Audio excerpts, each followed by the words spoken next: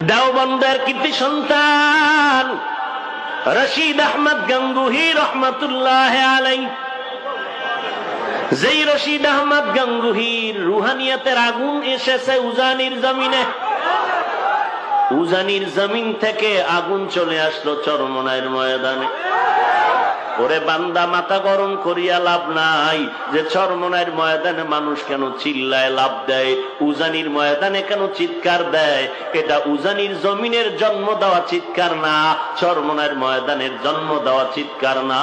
এটা দেওবন্দের কৃতি সন্তান, ওই যে রুহানিয়াত ওখান থেকে আসছে রশিদ আহমদ গঙ্গুহির থেকে। আবার রশিদ আহমদ নিজের থেকে চিৎকার জন্ম দেননি, হাজী এমদাদুল্লাহ মুহাজিরে মক্কির থেকে চলে আসছে। কে হাজী এমদাদুল্লাহ মুহাজিরে মক্কি? তিনিও নিজের থেকে জন্ম দেয় নেই, বরং রুহানিয়াতের এমন পাওয়ার, তার এই পাওয়ার চলে আসছে